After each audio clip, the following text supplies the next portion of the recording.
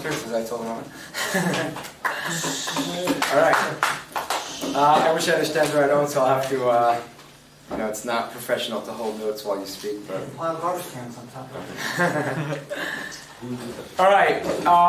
Before anything, let it be stated extremely clearly, this is only meant to be an overview of an extremely broad topic.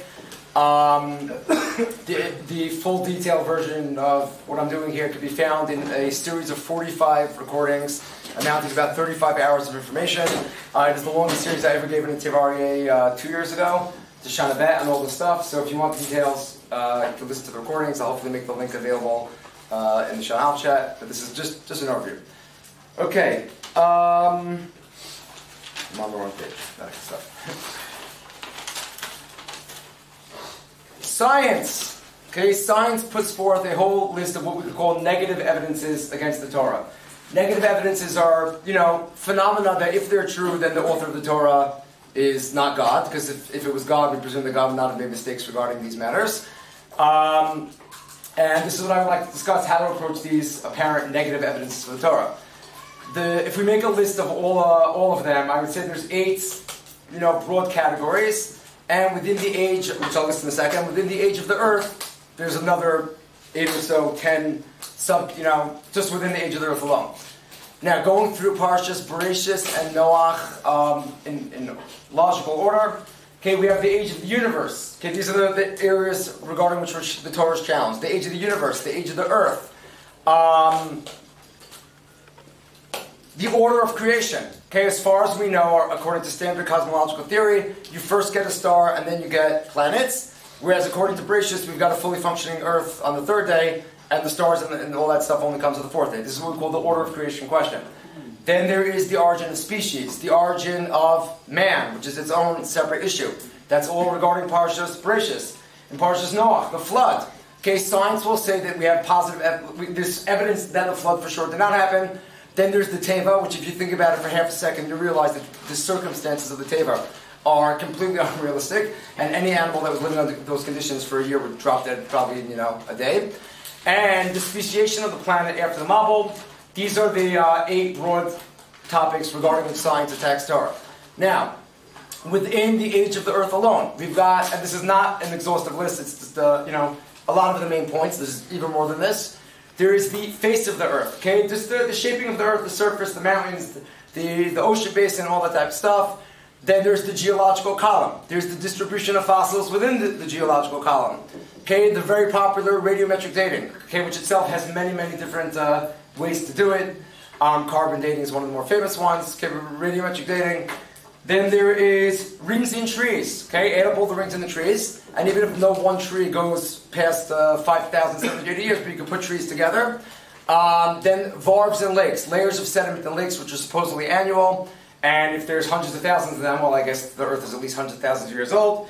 Then there is layers of ice in the ice sheets of Greenland and Antarctica, which once again, if we assume that they're annual and there's hundreds of thousands of them, then that would indicate the Earth is hundreds of thousands of years old at least. And that happens to be one of the main proofs against the Mabul, because if the Mabul happened, that pattern would have been disrupted. And since it wasn't, we guess the Mabul did not happen. Then there's plate tectonics and the split of the continents. Although only about 100 years old, more or less exactly, it is unanimously accepted that the Earth is, many plates moving around on the molten core. And just taking the rates at how far, and I mean, it's totally accepted that there was one supercontinent and it split apart. Taking the amount of time it would take based on the current rates of separation, once again, you're talking about tens of millions of years easily. And last but not least, the ancient eras of now extinct creatures like dinosaurs and woolly mammoths. Okay, this is all within the age of the Earth, and then we have the 7 other issues that we mentioned before. Okay, now addressing these topics requires fundamental perspectives, and even though relating these fundamental perspectives will take easily half of our time, it's worth it because to a certain extent, these fundamental perspectives are worth more than any particular thing I'm going to say on any specific topic. Okay, so let's spend some time just getting down some fundamental perspectives. Number 1, you cannot start your examination of Torah from these questions. Why? Because how you approach these questions altogether depends on your starting point. Okay, if you're starting with a secular starting point, then you're going to approach all this stuff one way. And if you're starting with a Torah starting point, you're going to approach it a different way, as we'll be seeing throughout this discussion. Okay, therefore, the first thing that a person has to do if you want to know if the Torah is of divine origin is to examine exactly that. Okay, is there any rational evidence that the Torah is of divine origin? Now, imagine we do research regarding that question and our answer comes up and we come up empty-handed. Okay, assuming that there's no rational evidence of the Torah, who needs these questions? Okay, if there's no evidence for Torah, then there's no rational reason to accept the Torah even without these questions. Okay, and in the other direction, assuming that one finds solid, bona fide evidence for the Torah, then on some level these questions, will warrant being addressed, but it becomes a much less severe issue. Meaning, assuming that there's clear, bona fide evidence of the Torah, we assume that there are answers on these questions, whether we know what they are or not. And if you're interested, you could go into it. If not, not. Okay, but one's examination has to begin with, is there evidence for Torah or not? Okay? Now, that being the case, I'm going to kind of do this whole discussion on the assumption that there is such evidence. And if any of you have doubts about that, as you might have seen signs in the yeshiva, or in the WhatsApp message that was sent out last week, I will be starting this topic in my classes either tomorrow night if you want to join the nighttime class, or next week if you want to join the afternoon classes. Okay, if you have any doubts about rational evidence of the divine origin of the Torah, you were invited to join, and it's been completely revamped since last year, thanks to Ari sitting in the back over there, and his amazing questions and lucid thinking, which got me thinking a lot, to say the least. Okay, it's going to be completely revamped for the first time in 10 years. No math, no science, high quality arguments like I wrote in the science, so you're all invited to join if you're not in already. Alright, now, so that's the first perspective. You can't start with this whole business, because how we look at all this depends on what we believe about Torah in the first place. Okay, the second perspective.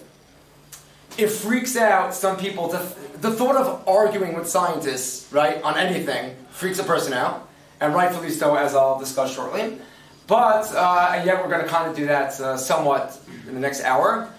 And the question is, well, how can we do that? And the answer is, there's a certain breathing space that we have when we're talking about these topics that we would not have if we, right, in other areas of science. Okay, and that's on two separate counts. Let's address them one by one. Firstly, okay, I am not here, as per the previous point, my goal right now in the next hour is not to prove that the Torah is true. Okay, my goal is not to bring positive evidence, and my goal is not to bring positive evidence to any of the things that I'm going to say in regards to these Torah and science issues. My goal is rather to neutralize negative evidence, as I started off, yeah? When the topic is neutralizing negative evidence in any context ever, you actually don't need to prove a word you're saying.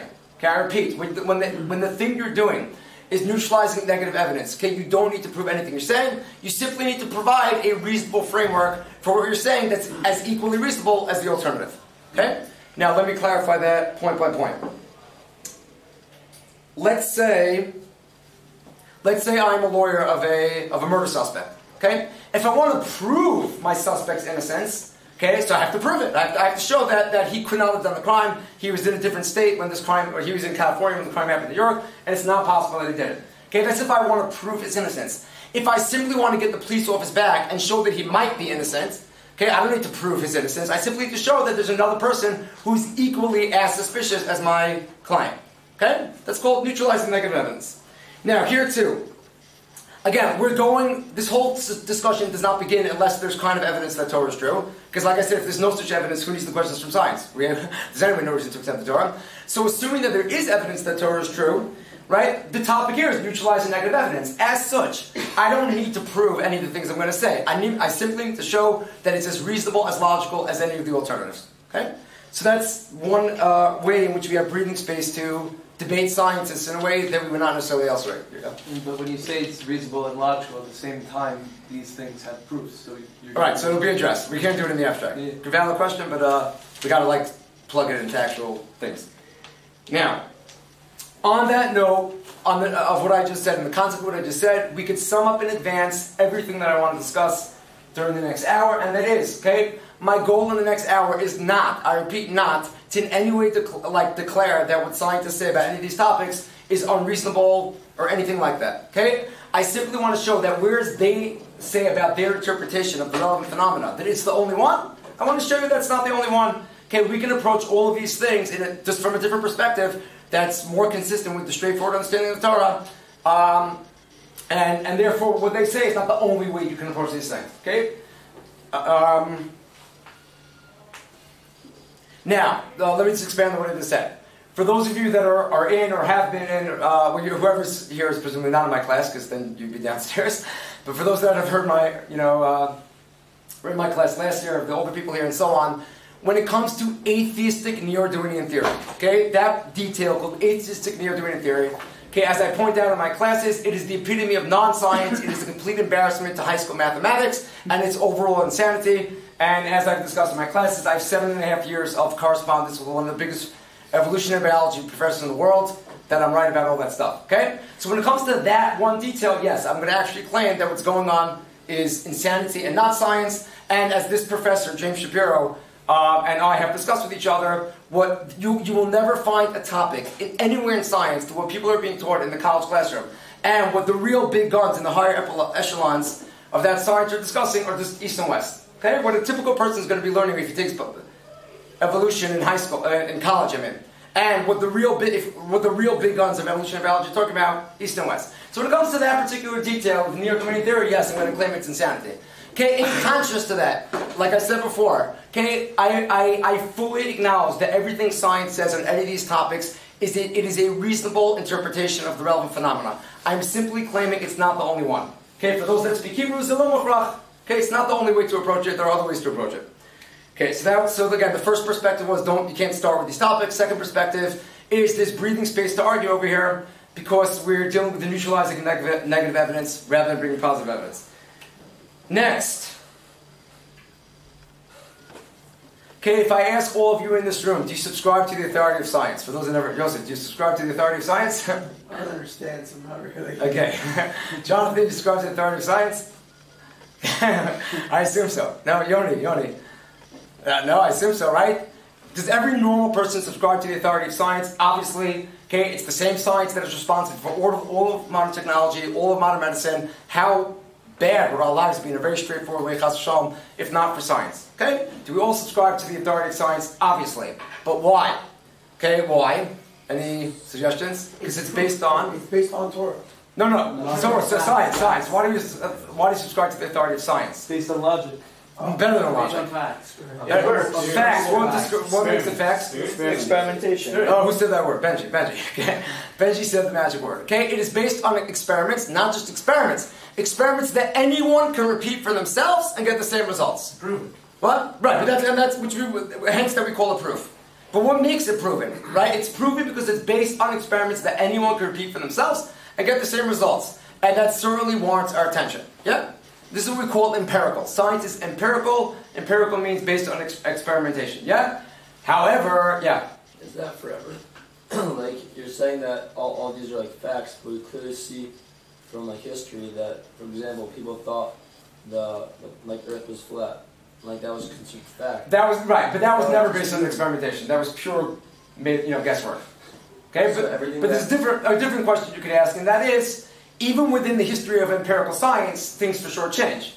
But my response is, if you actually look regarding empirical science, not some fantasies of the ancients. If you look at actual empirical science, all the things that change usually did not involve toppling the previous thing, but rather refining it. Okay, on the one hand, Einstein toppled Newtonian science, but not really. Okay, he simply qualified that Newtonian science is true on the macro level, whereas Einsteinian relativity is true on the micro level. The same with quantum mechanics. Okay, any astronomer, any guy working for NASA will tell you that all their calculations made about satellites, rockets going to space, are with Newtonian science. Okay, etc., etc. So again, assuming we're dealing with empirical science, you don't really find, from the time that we got our act, that science got its act together and it's actually based on experimentation, you don't find things getting toppled, just refined. It could be significantly refined, but refined. Now, but there's a different, fine, that was that. But again, why do we attribute so much authority to science? Because it's based on experiment, okay? Obviously. However, what's not so obvious, and I say it's not so obvious because most of the world fails to realize the following pretty obvious thing, obvious to me at least. Okay, what we fail to realize is the second you leave the realm of empirical, experimental science, okay, there is no rational reason to take the authority of empirical science and to put it on anything else. Okay? Now, let's expand on this once again, point by point. The second you are dealing with the ancient past, whether regarding the start of the universe, whether regarding the start of the earth, whether regarding the start of life, human life, okay? The second you enter the realm of beginnings, you are by definition dealing with things that are not repeatable experiments, and you have just entered the realm of what's called forensics. Okay? Now, as you might know from, if you're into detective stuff, or the word, or just watching the news, okay, for a forensic investigation means looking in the present to figure out what happened in the past. Okay, any classic detective work is forensic. A forensic institute is where they bring, all the evidence in a murder case, to examine for fingerprints, for DNA, whatever. Okay, forensics, examining the present in order to figure out the past. Now, it is the inherent nature of a forensic investigation in any context ever. Okay, I repeat, it is the inherent nature of forensic investigation in any context ever. You cannot be certain about your conclusion.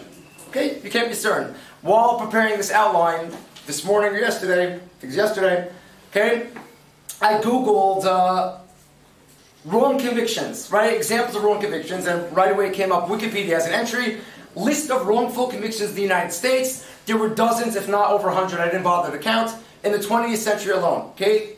Dozens, if not over 100 wrong convictions, okay? Why? Because when you're doing a forensic investigation, it's very possible that you make a mistake. Now, if that's true in those cases, where, believe me, the prosecution was pretty certain, all the more so when it comes to things that are openly ambiguous. And openly could go this way, but it could go a different way. Okay, all the more so, forensic investigations lend themselves to the potential of error. Now, all of the topics that we mentioned before, the age of the universe, the age of the earth, the order of creation, origin of species, origin of life, Mabel, okay, all these things, right? None of these things have anything to do with repeatable experiments that anyone can repeat for themselves. This is what we call historical science, forensic science. And this is the second reason why there's breathing room to argue in these areas in a way that we would not with empirical science. Because it's not empirical science. It's just not. Okay? It's a forensic investigation. Now, someone can ask me, but wait a minute. Even within forensic science, there are things that we could repeat for ourselves. Let's say they do a certain carbon dating, radiometric dating. So that's something we could repeat for ourselves. Okay? So even within forensic science, it would seem that there are things that are repeatable. And my response is twofold. Namely, yes, when it comes to that one detail of radiometric dating, that happens to be one area in which we're dealing with measurements that can be repeated by others. Most of forensic science is purely theoretical frameworks, right? Most of it is purely theoretical explanatory frameworks that a different person could come along with a completely different theoretical explanatory framework. So most of it is not even things that can't be repeated by anyone at all. Point one. Point two. Even within that which does involve measurements, like radiometric dating, on the contrary, okay, the whole thing is if you do it, you'll get the same results. They themselves get totally different results depending on what they do. And all the more so when creationists, who we'll talk about them soon, when they do the same things, they get different results. Give me a second. And all the more so there are certain things, dating things, that we know for a fact that they're wrong. Examples of all these things coming very soon. Okay? Yeah. But if you're saying, like, for the, let's say, the examples, the tree rings or the ice layers, if you get different results, or even they get different results, why are they even counting it as a real method? Wait, so good question. So I wasn't going to speak about those two things, but let's just speak about it to answer Jacob's question as follows, okay? We know that there are no tree rings. There's no one tree that goes back, as far as I know, past 5,700 years. You have to combine trees, okay? Now, based on what do they do? That they'll say every ring, is unique based on the weather. And what they'll try and do is they'll say the outer ring, the inner ones are the oldest ones, right? Yeah. They'll say the outer ring of this tree is exactly the same pattern as the inner ring of that tree. I'm going to make a chain. Now, that happens to be extreme. Besides the fact that we know for a fact that rings are not only annual, there are trees that can have 5 rings in 1 year. Besides that, okay, there's also the issue, it's extremely subjective. Okay, and Richard Dawkins, my good buddy, quote unquote, okay, who I love ripping apart in my class. Okay, Richard Dawkins, in his book, The Greatest Show on Earth, which deals with these things, when he talks about this, even though the book is full of real pictures, yeah, when he talks about this, what do you know? He happens to switch over to a drawn diagram. Okay, why? Because when you draw a diagram, you can make the outer ring of this tree and the inner ring of that tree look exactly the same. In real life, it is much less clear cut and is much more subjective. Okay? So there's the whole issue of assuming that tree rings are annual is already one assumption. And the whole way of putting the rings together is, again, it's an extremely subjective thing. And I wasn't going to speak about it. Let me just mention regarding James' question. Archaeology. Archaeology is what's called a weak science. Why? It's the contrast of empirical science. Okay, some guy finds something. It does not lend itself to be checked out by virtually anyone else. Okay? And the same can be said about tree rings. Some researcher, tells you, puts things together a certain way. It's very hard for other people to check it out. And again, it's very subjective, and I'm letting you know that Richard Dawkins in his book, which I can show you in the blue room if you come, okay, when he discusses this, he could have easily given an example of a real picture of one tree with an outer ring, another picture of an inner ring. Okay, he conveniently switches over to a drawn diagram, because of course that makes it much easier for him to make his point. Okay? So are any of the 8 things you mentioned at first, are any of them empirical? No, again, the second you're dealing with what happened in the ancient past, by definition not. Literally by definition not. The origin of the universe, the origin of the earth, the origin of life, these are not repeatable experiments. Okay? Okay. Yeah. Now, moving along. Now, the next perspective is regarding this concept called the paradigm shift. The famous American philosopher of science, Thomas Kuhn, raise your hand if you've heard the term paradigm shift in your life. Paradigm shift? No. Okay, most of you? What? Okay, a paradigm, here I have the definition. A paradigm is just a framework for understanding something.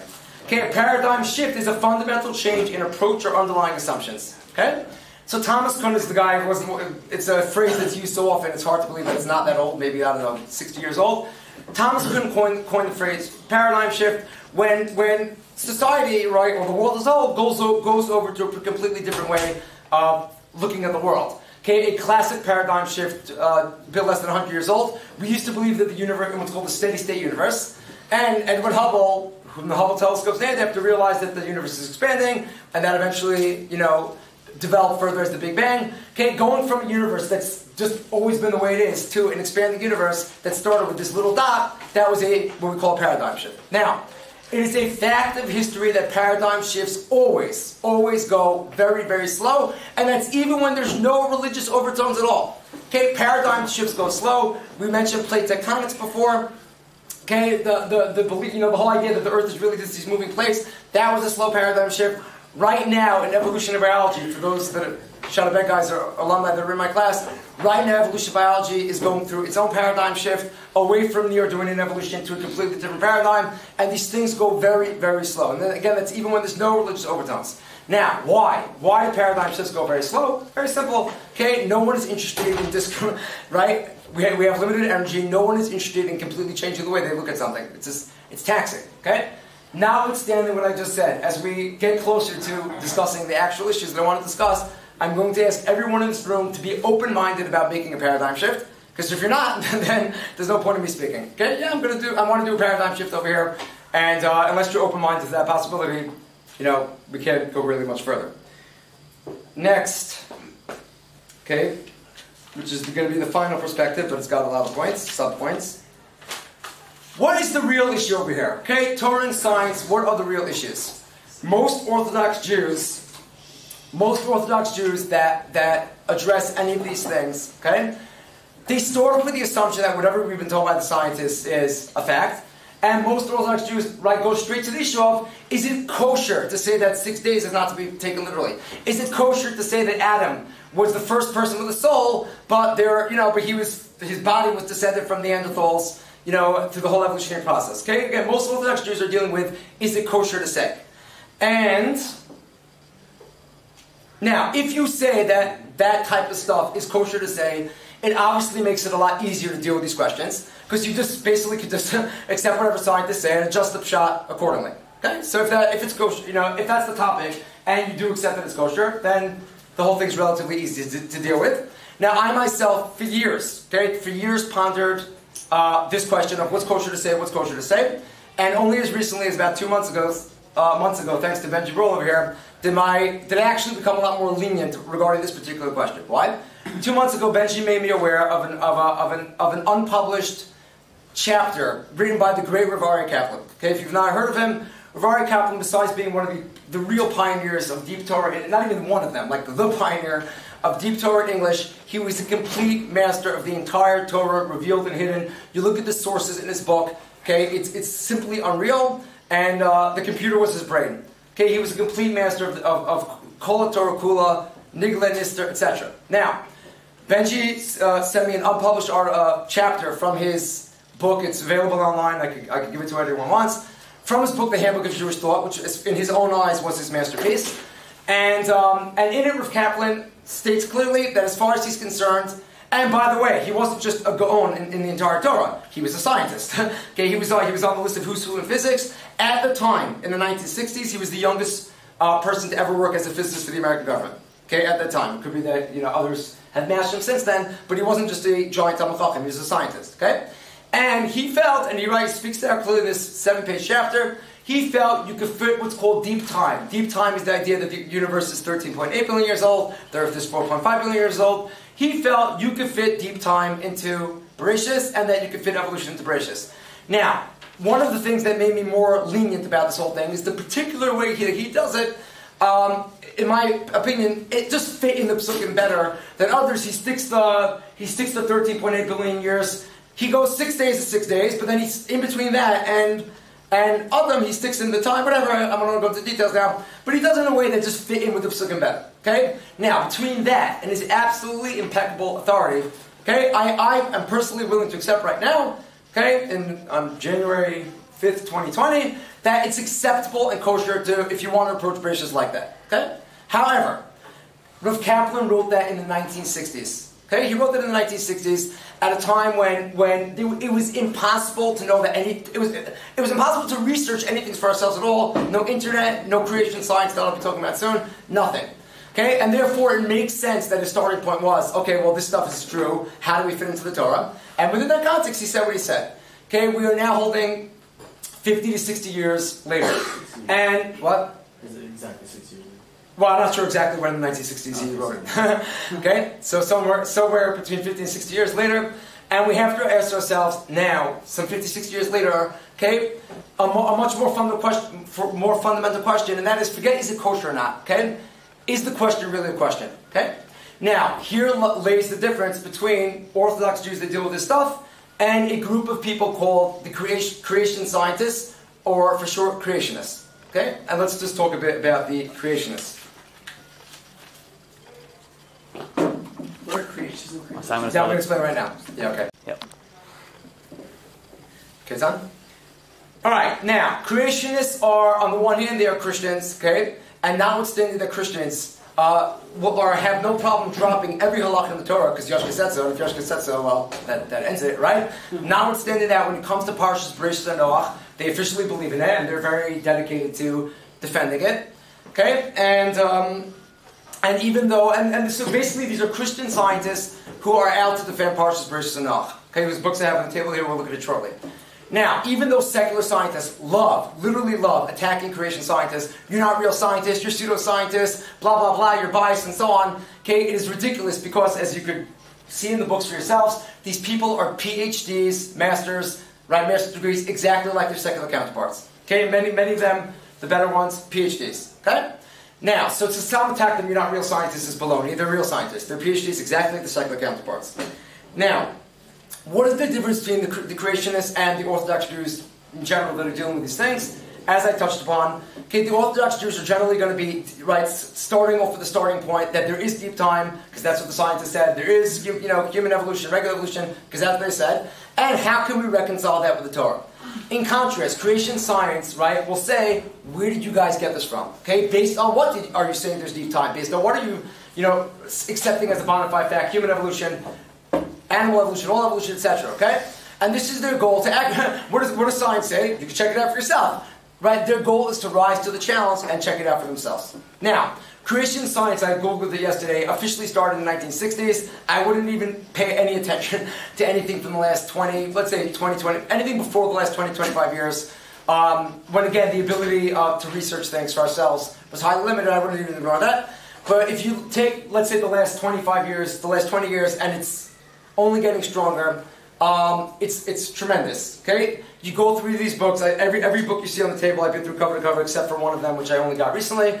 You go through these books. It is unreal. There's no other word other than unreal, right? How ambiguous these topics are. How much they are built on debatable assumptions that again, like I said at the beginning, I'm not saying that what they say is unreasonable. Okay, but it's unreal how ambiguous these topics are. Okay, and again, I want to give you a taste of that in the remainder of this discussion. Now, let's just to give you. Can you please explain the fundamental belief of the creationists? Yeah. Again, basically exactly what a Jew should be believing. Okay, they believe that Bereshis and Noach are Parshas Bereshis, Parshas Noach are to be taken at face value. Not that it's a metaphor, not that it's an allegory to teach us moral lessons. It's to be taken at face value. And since science challenges those two parshas with a whole array of challenges, right? They're out to figure out what's really going on up here. And right, their goal is to take all the evidence for deep time, for evolution, etc., and examine, right, where is it really coming from? And are we dealing with things that can only be interpreted one way, as we're told by the secular scientists, or are we dealing with things that are based on debatable assumptions that one could just come up with different assumptions, and so on, as we'll see. Yeah. Do they believe that also that the Torah, like the world, is 5,700 in age? Yeah. Yes. Definitely. Yes. Creationists. Yeah. Again, yes. Now, they're stam weird in the sense of when it comes to everything beyond the narratives of the Chumash, right? Like from Parshas Mishpatim and on. They right? Yashka said we don't have to keep it, so that's it. And it's like, and they always speak about, I will talk about the fact that these books do have Christian hashkafa intertwined in them, and one has to be very careful, as I'll speak about shortly. But it's like they speak about God's the one that knows best, and we have to, whatever. And it's like, you people are so, you're like, the word, I don't want being recorded, but the word that Rabina would use in this situation, you all know which one, okay? But they're being that word, all right? So, etc. Dual-faced, we'll call it. Yes. How much of this is, like, in your opinion, based on, like... Let me, let me keep going, because all those things will be addressed. This, I think I understand what you're asking, but... Well, let me just keep going, because a lot of the questions, guys, that are bubbling in your minds will be addressed. I'm happy to take questions at the end. Fine? Good? All right. Now, I still want to lose the flow. All right, now, just taking a quick look at these books. Frozen in Time, Woolly Mammoths, The Ice Age, and the Biblical Key to Their Secrets.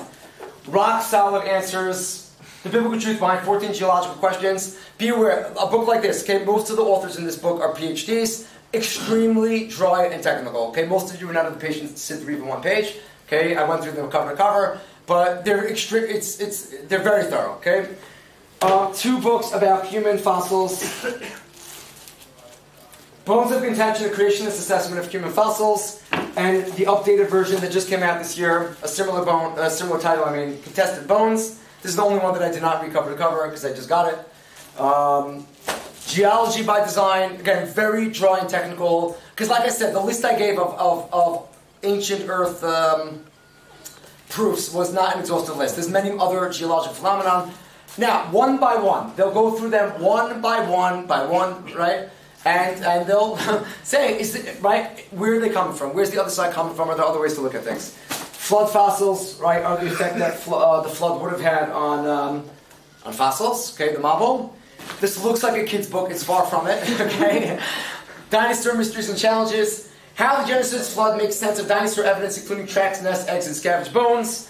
Flood by Design, right, regarding the face of the earth, mountains, and the ocean basins, all that type of stuff. Once again, it looks like a kid's book, it's far from it. Dire Dragons, okay, Dire Dragons. Did I show this to you last night, Benji? Yeah. Yeah, this one's actually, it's nuts in the positive, but we'll see if we talk. I'm gonna use it for something shortly.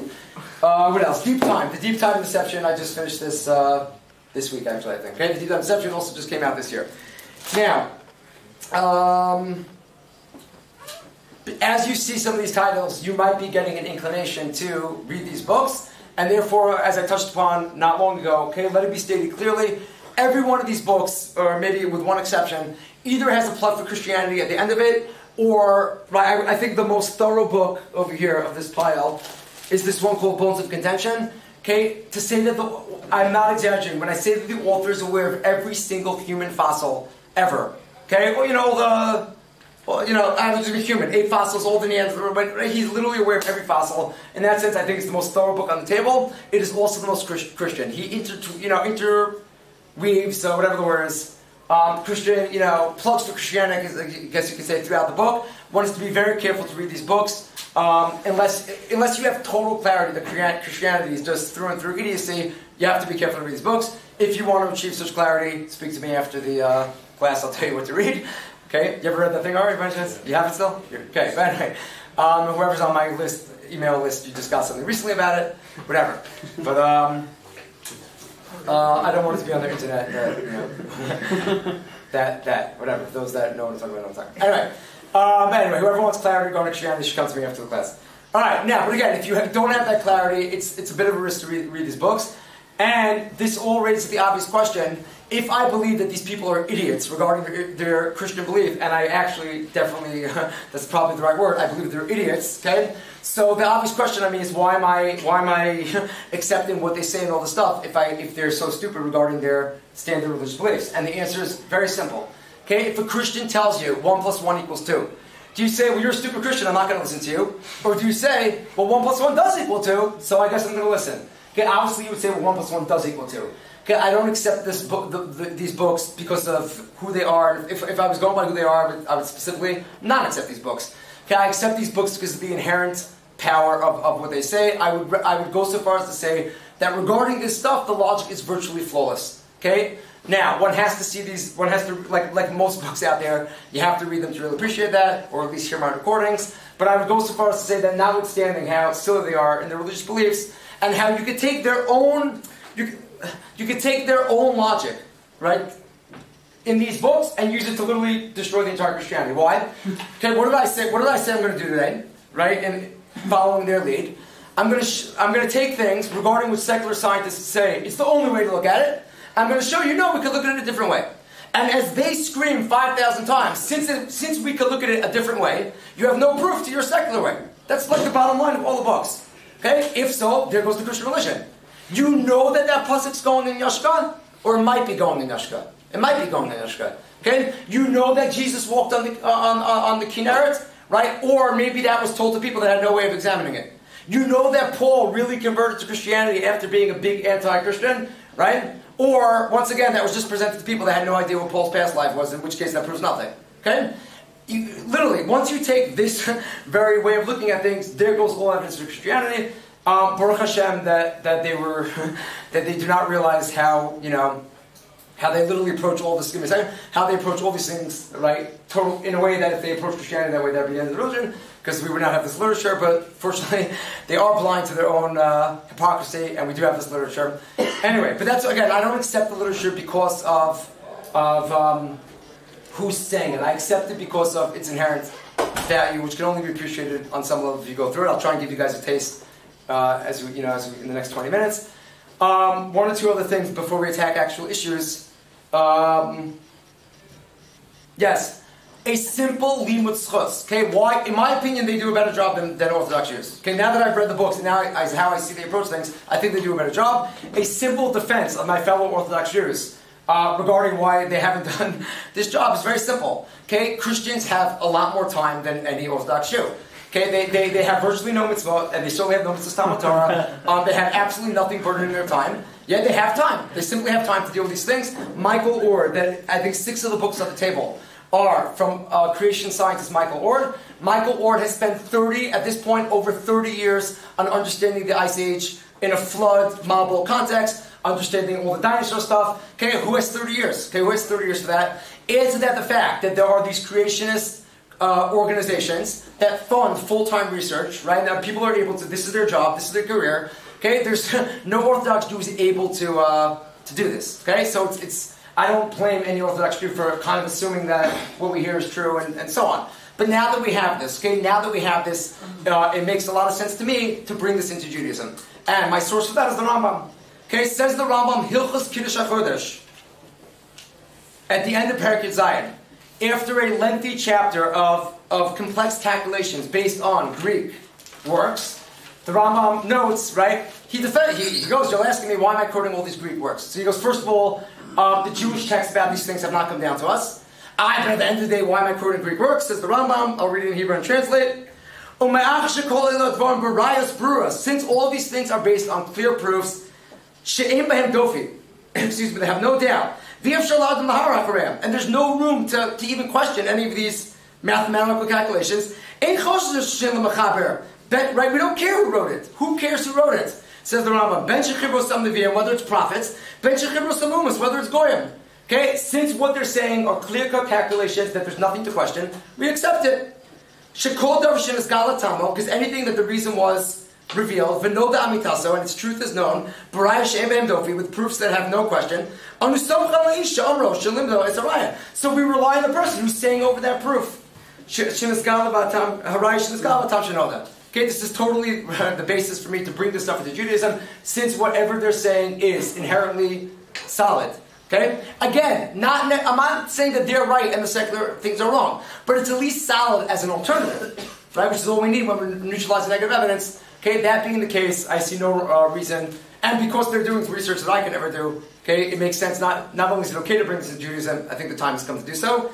With that, let's begin to attack two topics, one in very broad strokes and one in a bit more details. Okay, let's talk about what's called deep time in broad strokes, and let's talk about human evolution with a bit more detail.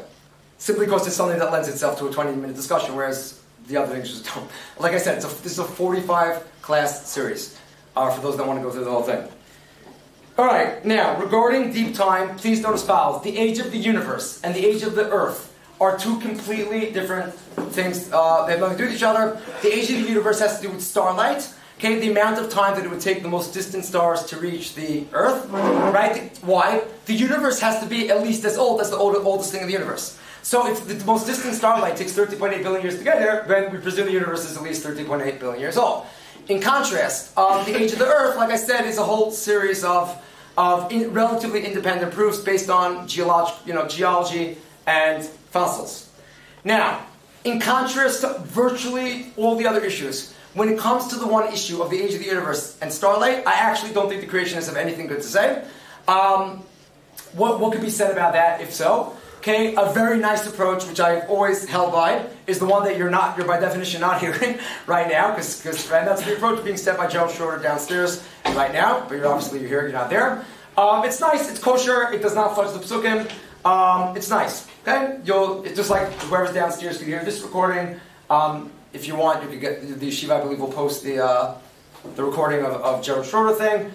For those that don't know, he has 2 PhDs from MIT, and was an MIT faculty member, and he blew up atom bombs in the Nevada desert for the American government, literally. Okay? And after all that, yes, and after all that was Choser B'Tshuva. So, because it's hard for some people to follow the complicated math that he goes into over there, that's why I'm here speaking to you right now. But it's nice, it's a nice approach, okay? Now, it happens to be, though, I have a different approach. A few people in this room have heard it. Alumni, Louis, I think you might be the only one. Okay, but I have a completely different approach based on a Kabbalistic tradition, not the Kabbalistic tradition that Rav Kaplan brings. Okay? It's just a different one. It's a different one based on a sefer called Leshem Shvov Achlamad. I believe it's the real, Benji and Eric heard it last year, I believe it's the real answer. It's a not known tradition. I'm trying to make it famous, but either way, that's that topic. Schroeder has his approach, I have my approach. Let's leave that up for the moment. Let's talk about deep time, which is relevant to the Earth. Again, just broad strokes. If there's anything that takes a lot of time to go through, it's this particular thing, but I just want to give you a window into this thing called, there's other ways of looking at it. Now, just one line. I'm not doing it justice, but just one line because it's almost farcical what goes on. Fossil distribution within the geological column. The geological column is itself a proof for the whole Earth. Okay, the geological column, which simply means if you dig down from the surface of the Earth all the way to the core, there are clearly distinct layers of rock, and different layers of rock are believed to have come from different eras of Earth history. This is what we call the geological column. That's its own proof. But another layer of proof for deep time within that is fossil distribution, which is the idea that the lower you go, it's going to be very simple fossils, and the higher you go, more complex fossils, and that things more or less, go in order from below to above, simple, more complex, and so on. Okay? This whole thing's a bit farcical, because when you hear this, and I've been hearing this many years, if I didn't know better from the way they talk about it, I would assume that, there's a lot of satellites out there, tons of satellites. I would actually assume, from listening to them talk about this business, that one or more of these satellites has an X-ray. And we have taken an X-ray, we're used to X-rays, we hear this. We literally assume that these satellites have an X-ray, and they have a clear picture of fossil distribution all over the Earth. It is farcical, beyond farcical. Okay, they probably have not even 5%, I'm not even sure 1% of the entire planet Earth has been dug down. Okay? They dug in certain places, Okay, to add to the farce, even within those places, there are known exceptions of things quote-unquote being out of order. Whenever they hit things that are out of order, they simply explain it away with the geological upheaval. Okay, and now I read this. I've been reading this in creationist books for who knows how many years. A guy from 9 years ago was visiting. I mean, I don't need this to make the point, but I'll just something personal. A guy from 9 years ago was visiting 6 years ago, and he brought with him. He was at the University of Albany, and he brought with him a guy from Albany that had never gone to Israel, and he got permission to stay in Yeshiva for 2 weeks. His name was Larry Ginsberg, right? I go, Larry, what are you studying over there in Albany? He goes, anthropology, which is a study of human societies. Any anthropology course in a secular college will totally be built on evolution. And I go, Larry, oh, right, obviously you learn about evolution. Do they ever find fossils out of order? And his immediate answer, without even hesitation, sure. And how do they explain it, Larry? He goes, they assume that some type of geological thing happened to make it out of order. Okay, just a confirmation from not just a Radiometric creation book. Now, add to that the fact that the whole ordering of there's so much circular reasoning.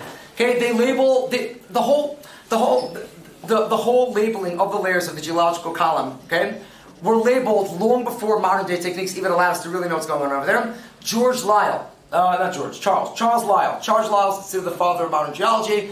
Okay, he was a deist. He didn't know a fraction of what we know today. He already labeled much of the geological column long before, right, based on his goal to actually undermine the Bible as a deist, which means he doesn't believe in divine providence and doesn't believe in the Bible. Okay, it was already fixed long before we even know what's going on. Add to that Darwin's theory of evolution. Okay, and then add to that once we have the theory of evolution, things are now, right, always being, evolution is constantly being taken into account. So we're labeling the rocks based on the fossils that we find in them, and the fossils, we're deciding what era they're from based on evolutionary theory. And once we label the rocks based on the fossils, we now label other fossils that are found there also based on that tremendous circular reasoning. I didn't do it justice, but just to give you a taste regarding that. Now, let me discuss a bit more thoroughly radiometric dating. Okay, radiometric dating is one of the most popular evidences of an old Earth. Let's do that slightly more thoroughly. Now, all radiometric dating of any type involves 3 assumptions. Okay, and every type of radiometric dating, potassium-argon dating, carbon dating, every type of radiometric dating has known violations of at least one of these 3 assumptions, which of course brings everything into question. I haven't read inside yet, but for this stuff I'll read inside a paragraph here, a paragraph there. Okay, but now what are the 3 assumptions? What are the 3 assumptions of all radiometric dating? Now, what is radiometric dating? Okay, what is it all together? Radiometric dating, to put it in very simple language, is you've got element 1, you have a certain element, and it radioactively decays either into a different element or into a or into a different version, an isotope as we call it, of that same element. Okay? Now, the issue regarding radiometric dating is not amounts, but rather percentages. Okay? Meaning, as you guys know from high school chemistry, even elementary school chemistry, all radioactive decay has a half-life. That after a certain amount of time, you're going to have half the original element, half the new one. Right? Or half the old isotope, half the new one.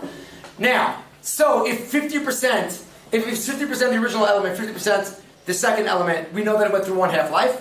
If that one half-life is 5,000 years, it's at least 5,000 years old. If that half-life is 500,000 years, it's 500,000 years old. Okay, but it's all about percentages. Okay, if there's 25% the original and 75% the second thing, it's gone through 2 half-lives, etc., etc. Okay, but it's a matter of percentages. Now, all radiometric dating involves the following 3 assumptions. 1, that there was 0 of the second element to begin with, and that even if it was there, some of it to begin with, it was evaporated, it was whatever, it wasn't, right? You have to assume there was 0 of the second element to begin with, so that whatever we find now is the result of radioactive decay. Second, you have to assume that it's a closed system. None of that other element coming in, none of it going out. And third, the assumption that radioactive decay is a constant. Okay, which of course is what we were all taught in school. But these are the 3 assumptions of all radiometric dating. As I said, every type of radiometric dating has known examples where at least one of these assumptions are violated. If you go through the examples, as can be found in a book like Rock Solid Answers, they're extremely dry and technical. But let me do one example, okay, that happened in the lifetime of a number of people in this room, the older people in the room, and then regarding the issue of radioactive decay being a constant. Okay. At this point, again, let me start to read. Here.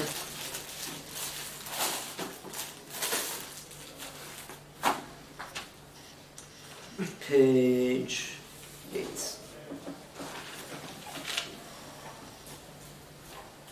Sorry, 6. Okay, in 1980, I was 4 years old, and my older colleagues are a bit older than that. We're a bit older than that time. Okay, in 1980, Mount St. Helens in Washington State erupted. Okay, and in that context, please note the following.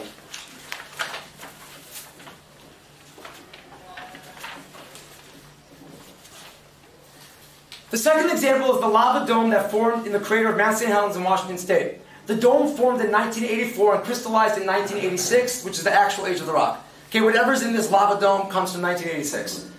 Providing geologists with an opportunity to test the reliability of potassium-argon method. A decade later, okay, in 1996, 5 samples, 1 whole rock sample and 4 component minerals, were sent to the Geology laboratory in Cambridge, Massachusetts, for whole rock potassium-argon dating. The lab did not know the expected age. However, the laboratory technicians were cautioned that the sample may have low argon, potentially yielding a young age, to encourage careful analytical work. The results of the potassium-argon analysis indicated that the solidified lava dome was anywhere between 340,000 and 2.8 million years old.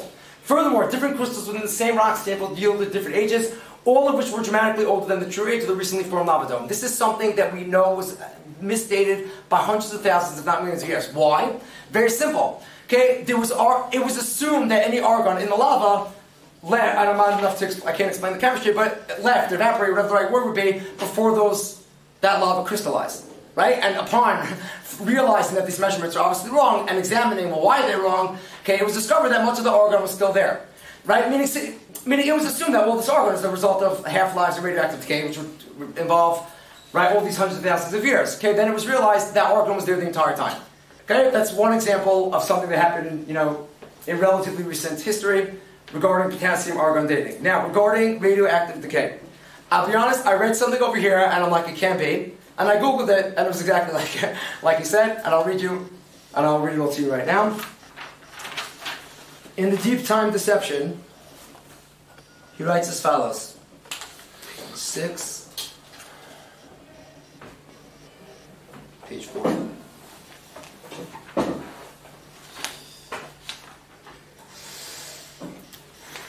Can radioactive decay be accelerated today? It is claimed that radiometric dates cannot be accelerated today by physical and chemical processes. This is not true. Humphrey states, to shatter the myth, let me point out a little known fact.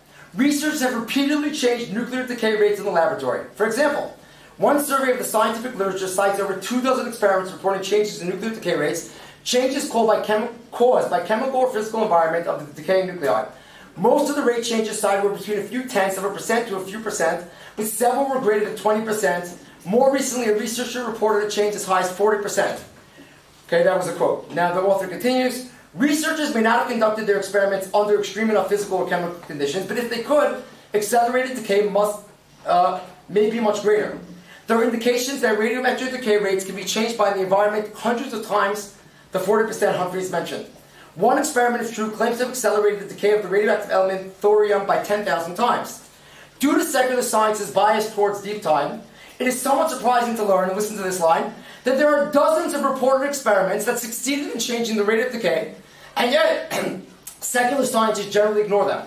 The research opens up the distinct possibility that decay rates can be accelerated many times under certain physical and chemical conditions. The creation and the flood were, by definition, extreme conditions, so it is not unreasonable to suggest that these events could have greatly accelerated decay rates. And I read this, and I'm like, is this true? Is this creationist propaganda, or is this true? Okay, I Googled the words, this is this morning, okay? I Googled the words, accelerated radioactive decay. Okay, got to 2 completely secular scientists, nothing to do with religion. I'll read you what they said. Okay, one is from 2006, one is from 2008. That's my outline. Okay, this is from New Scientist. I have the link. You could Google it yourself. Okay? It says a New Scientist article. The name of the article was Half-Life Heresy. They mean it's, facetiously, accelerating radioactive decay. Says the article, for all its eureka moments, science has taught us many unpalatable lessons about what we are powerless to do.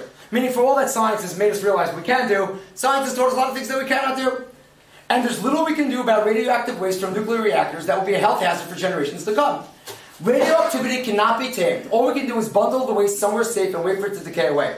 So it takes some nerve to say otherwise and suggest that there are, after all, ways to speed up radioactive decay.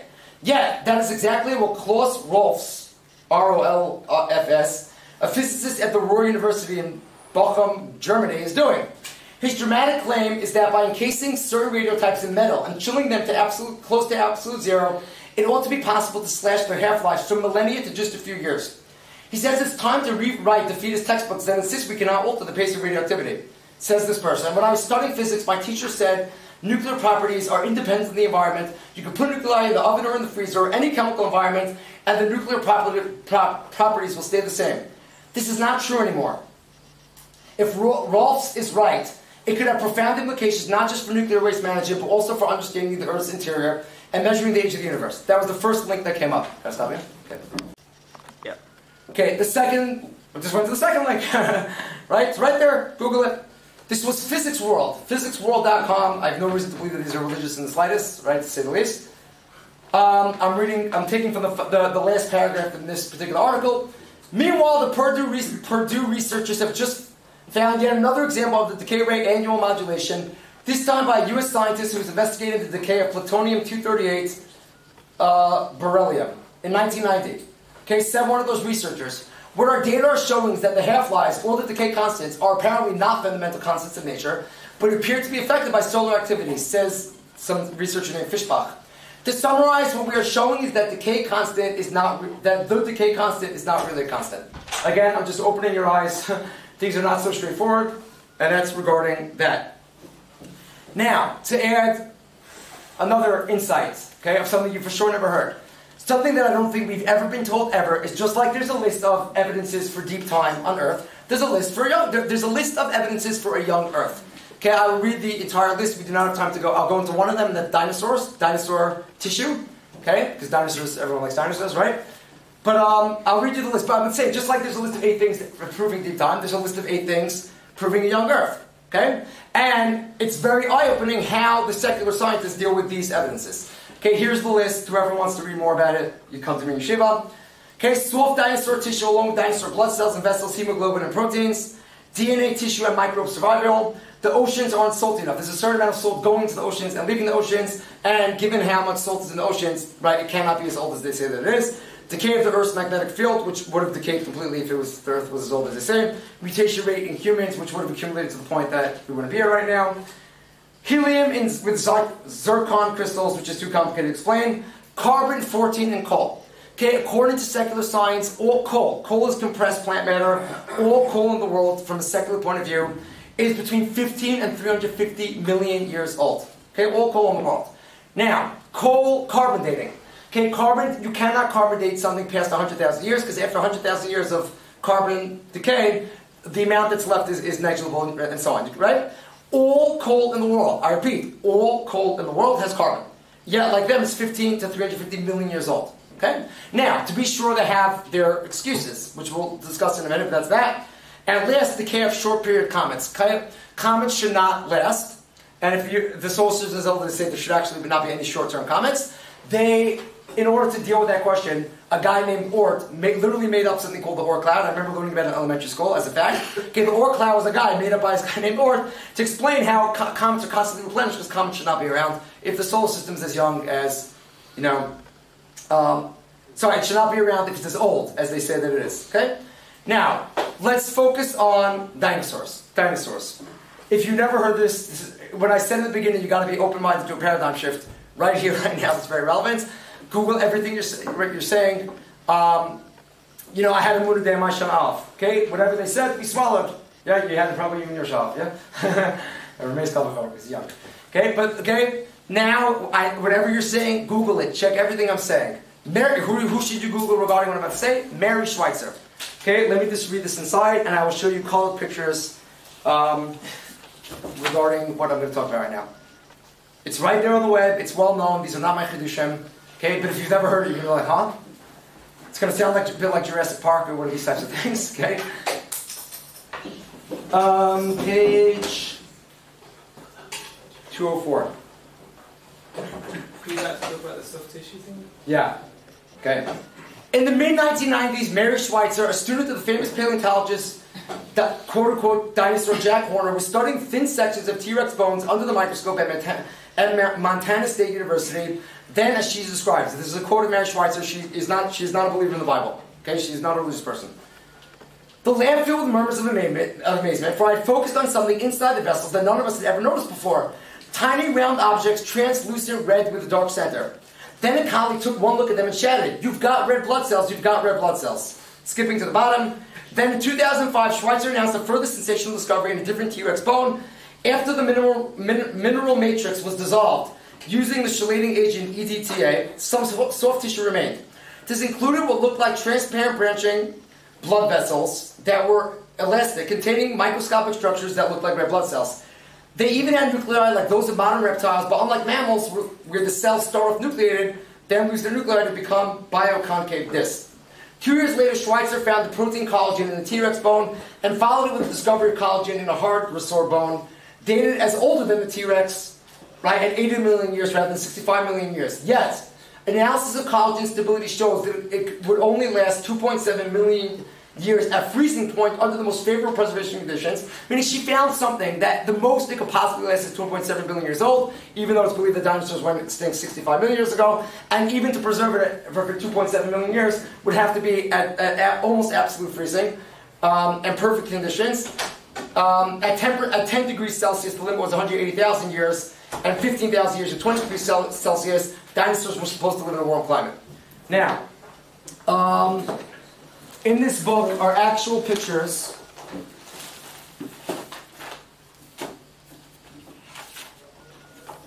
of the actual dinosaur tissue. Towards the beginning, I believe. Okay, it's elastic. You could grab it and it will. Okay, it's like a real thing. Okay, it's elastic, like something that's not 65 million years old would act. Excuse me, where did you find this exactly? In a fossil in the Tyrannosaurus Rex fossil in Montana. Okay, that was the original one at least.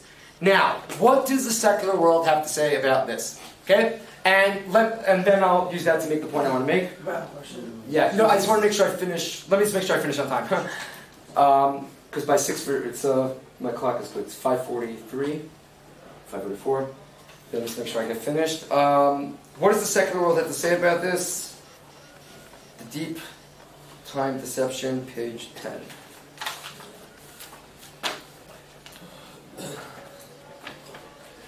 Okay, in a nutshell, before I read it inside, they want to say that the cells that are being found here are not the original dinosaur cells. They're bacterial cells, whatever, that invaded the bones. Okay? And stuff like that.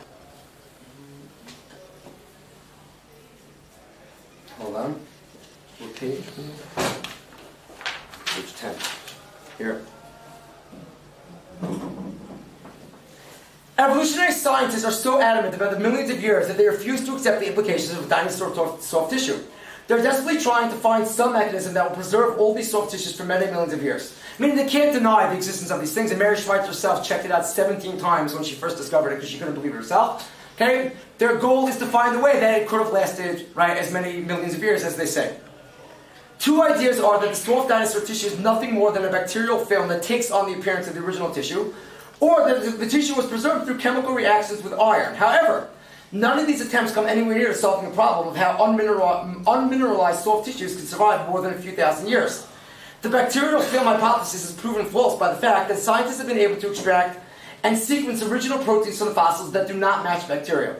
Sequence usually means genetic sequencing. I mean the DNA of these cells do not match bacterial DNA, and the iron preservation hypothesis runs into a reality check where one realizes that there's not enough iron in the blood of the animal to do the trick, and the same chemistry that might preserve proteins would destroy the DNA.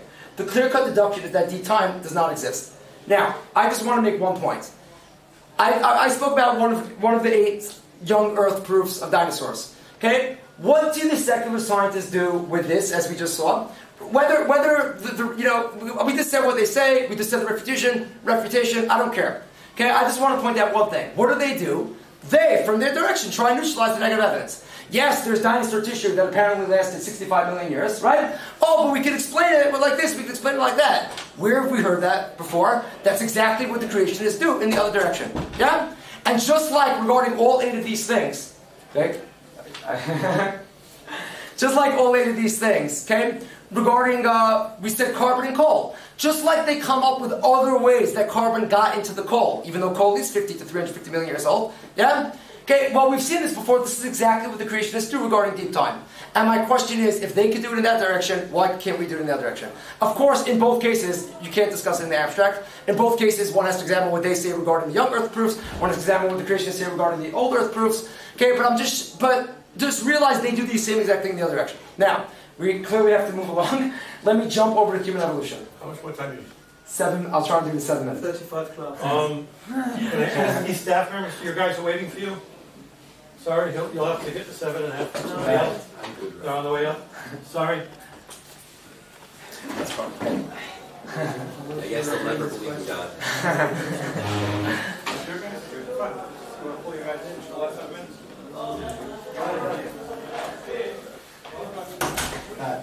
Alright, it's actually the best part, the most clear-cut part. Let's jump over now to human evolution. Human evolution. What? She was only going to understand. Oh, okay. I just want to actually, in order to make it easier for the other rebbeim to hear, start my own recording.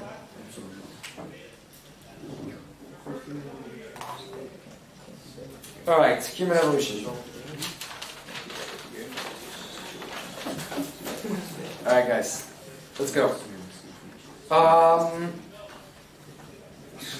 Yeah. Eric. Shut up. Alright, now, as we now approach the issue of human fossils and Neanderthal man and Java man and the whole idea that we're descended from pre-human humanoids and that whole business, yeah? I right away want to just knock out the issue of dating fossils, okay? If you go through the literature, and like I said earlier, we've got this book, Bones of Contention, from the early 2000s.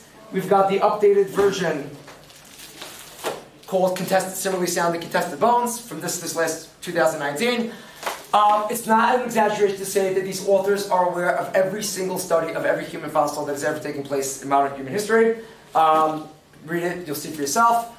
And if you go through it, you will discover that regarding human fossils, you will discover the following thing, okay? Dating has much more to do with expectation rather than actual objective measurements. Let me just go straight to reading you one example of that, and it speaks for itself. Page...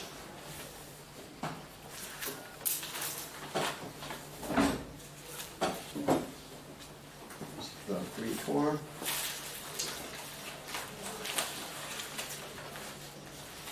Sorry, things have got a good model at this point. 7, here we go.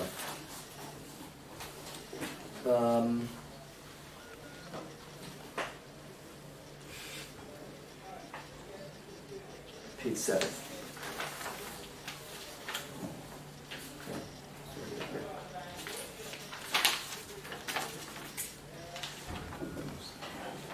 Okay, listen good, guys.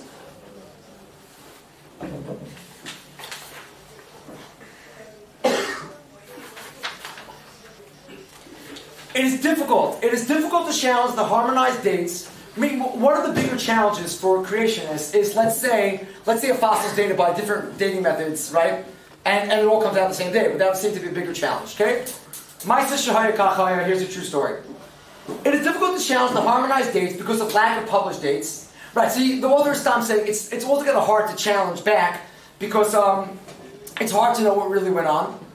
Especially when they turn it, right? Meaning a lot of times they get dates that are not what they expected and they just don't publicize them. And they only publicize the ones that came out according to what they would have wanted and or expected. However, there was one case where practically all the dates from various dating methods were published during the controversy over what's known as Skull 1470. Richard Leakey, some of the famous archaeologists, Lewis and Mary Leakey, found pieces of a skull in Kenya. Leakey believed it was 2.9 million years old. Okay, by the way, just as I read this, should you wonder that what I'm about to read is, again, creationist propaganda, I will read you what it says on Wikipedia about the same exact thing as I read this morning. Okay, so they found, Leakey believed it was 2.9 million years old. The previously dated volcanic ash at the site gave dates of 212 and 230 million years old, but it was later claimed that the older rock fragments in the young ash had affected the results. Once the skull was found, the oldest dates were quietly discarded. Okay, so again, it was believed, the fossil was believed to be 2.9 million years old. It was found at ash that was dated hundreds of million years old, but of course, we don't believe humans were long. Okay, so they just, they kind of shelved that. They came up with an excuse for that, and they went with the 2.9. The skull was then quote-unquote, precisely dated by 4 radiometric and 2 fossil dating methods to 2.6 million years old, which interestingly is close to Leakey's estimate. The fossils used in the dating were extinct pig and elephant fossils. These were not machine-generated dates, but estimates based on assumed changes in the bones of the 2 species over evolutionary time. In other words, the dates of the fossils were based on their appearance. All 6 methods yielded similar dates, except that there was some question about the pig fossils. 6 dating methods with the same date claimed to be independent was powerful evidence that the skull was 2.6 million years old. So this skull was found together with pig bones, together with elephant bones, based on evolutionary theory. Okay, those bones were presumed to be 2.6 million years old, and based on that, the skull was labeled. These are what we call index fossils. When we find fossils with other fossils of a quote-unquote known date, we use the index fossils to determine the age of other fossils. Okay. Everything seemed fine until. However, the scientists who specialize in quote-unquote human evolution objected to the age, claiming that the skull looked too modern and must therefore be younger. Moreover, a pig fossil expert claimed that the date should be more like 1.8 million years. So they went back to the drawing board, using all but one of the same independent dating methods. Another firm date of 1.6 to 1.8 million years ago was determined. They shaved off 1 million years, or nearly 40% from its previous age, using the same dating methods. Okay, so basically, guys, they dated something, and when it turned out to be...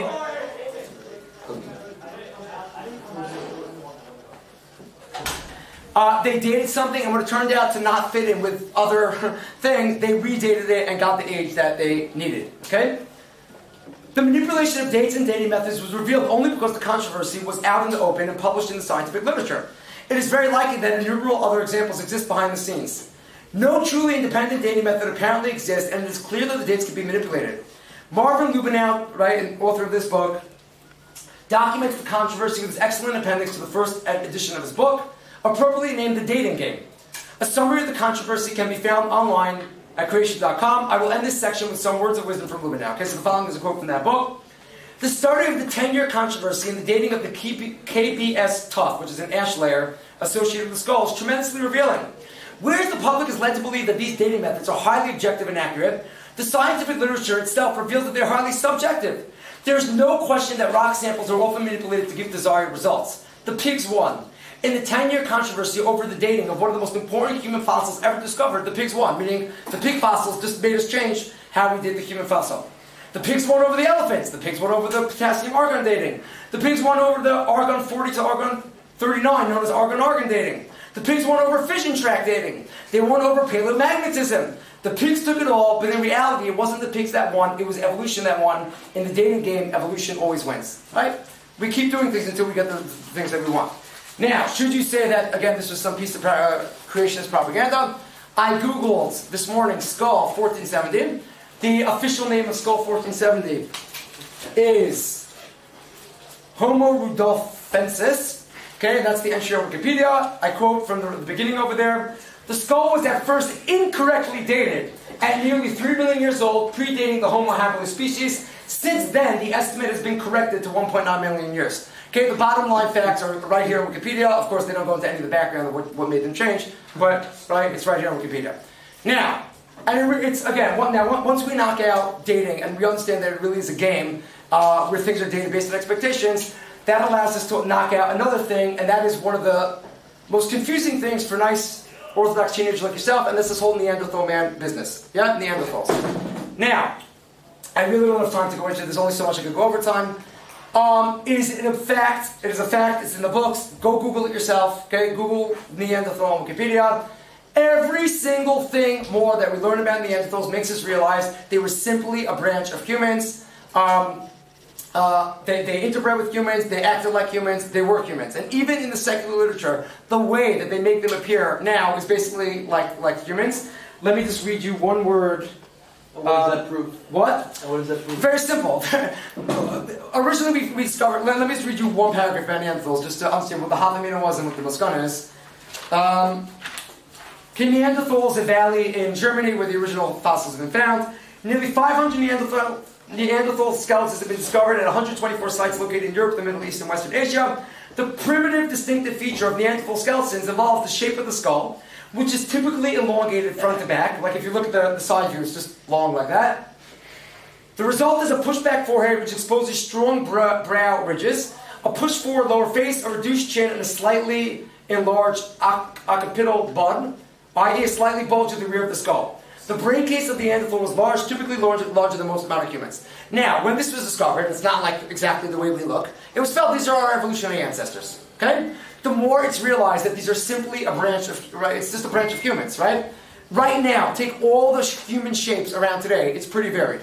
Yeah? The more it's recognized that it's another branch of humans, the less reason we have to believe that they're evolutionary ancestors. And, case in point, there is a Russian boxer who's now in the Russian parliament. Nikolai Valuev. I don't know. Okay? The former world champion boxer Nikolai Valuev, also a member of the Russian parliament, happens to display Neanderthal features in the skull. If you look at him, there's a picture, you can look at it. Let me just finish, okay? Okay, he totally has Neanderthal features, totally. Okay? And he actually, in his DNA, has Neanderthal DNA in him.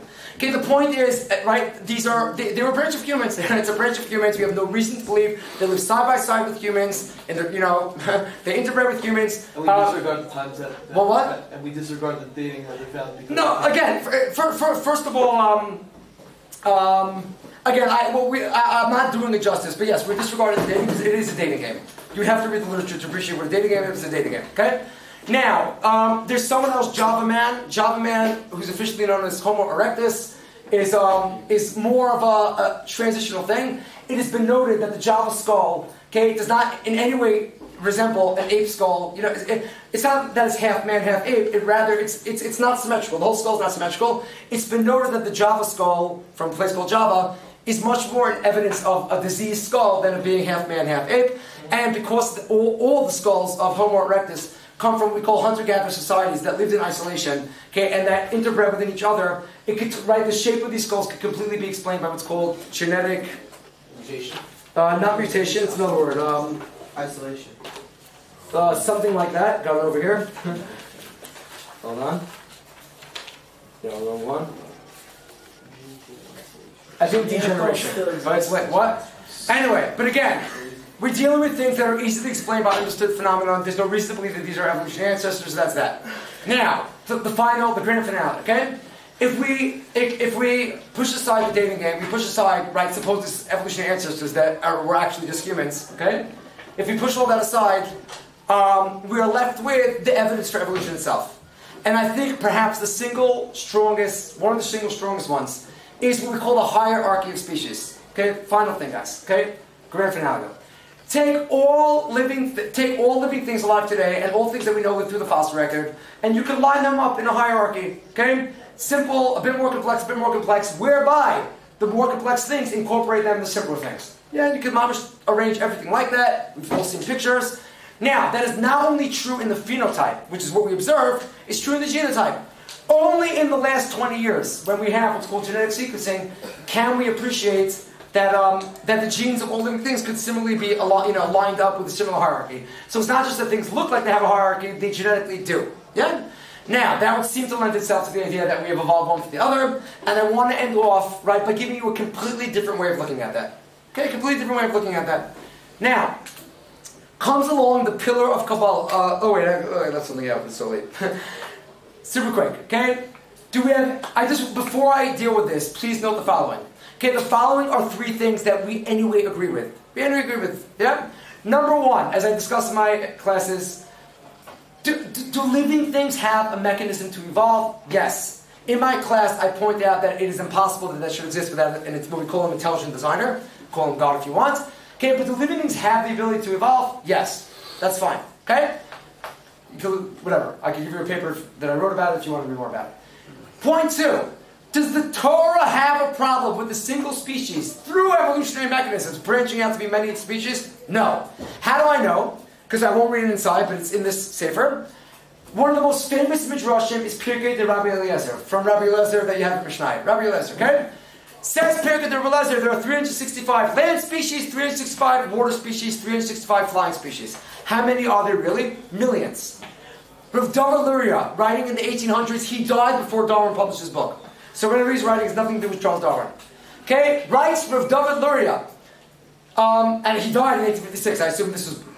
Darwin published in 1859. He died in 1856, and I assume he wrote this parish not on his deathbed. Yep. So he's writing this 1830s, 1840s.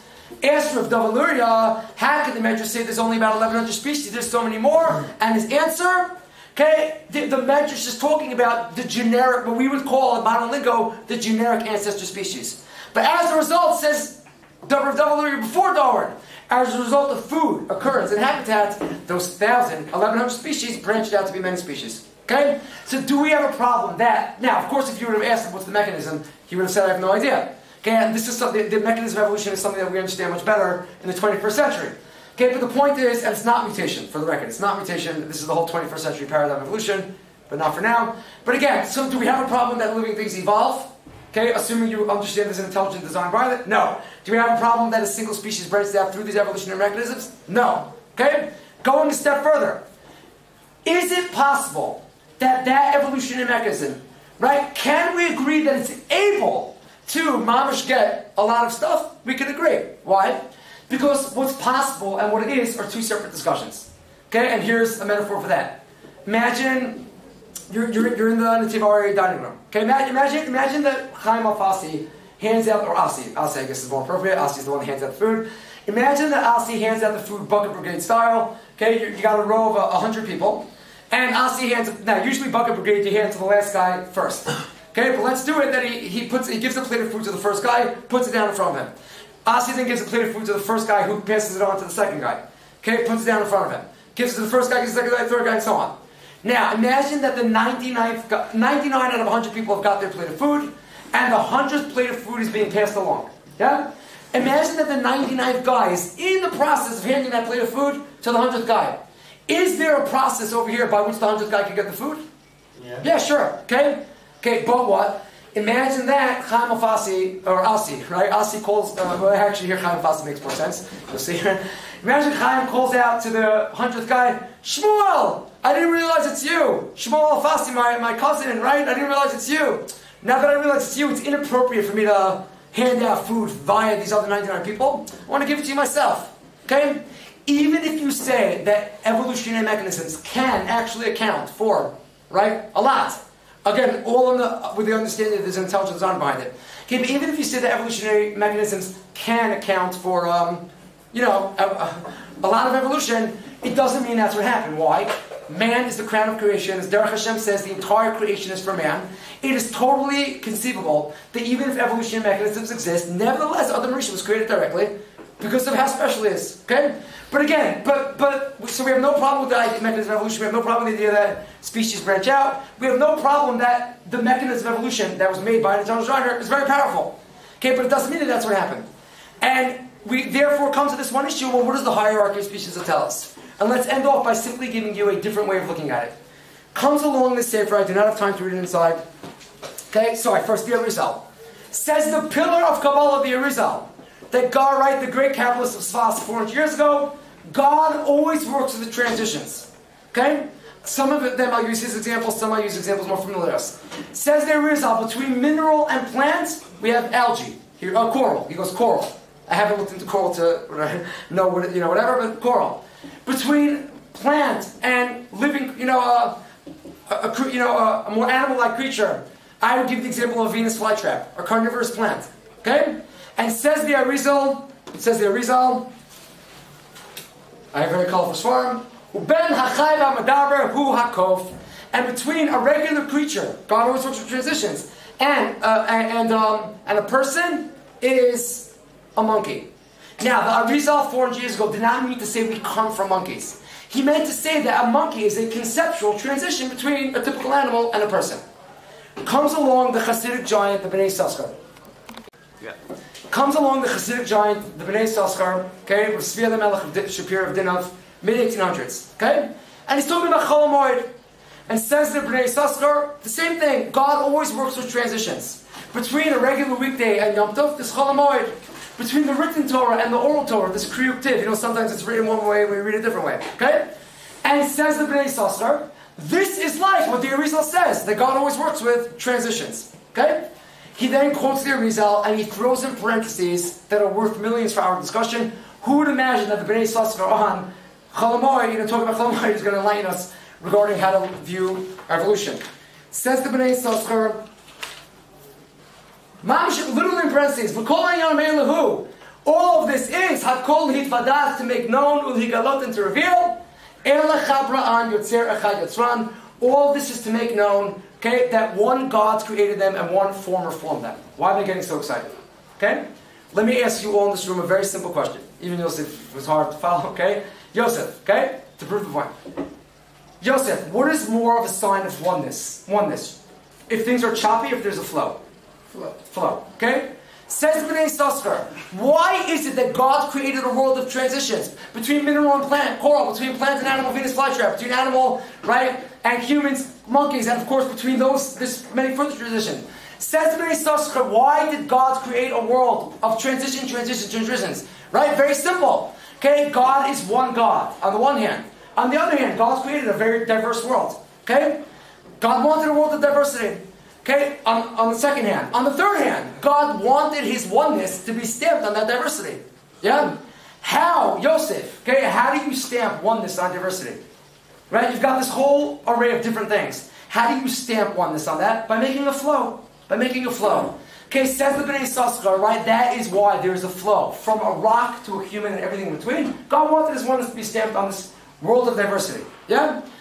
Now, this is worth millions. This is a totally different way of looking at the hierarchy of species. One way to look at the hierarchy of species is, right, that there's a hierarchy in order because one comes from the other. Right? And another way of looking at it is, God wanted His oneness to be stamped on everything. Oh, and here's the clincher.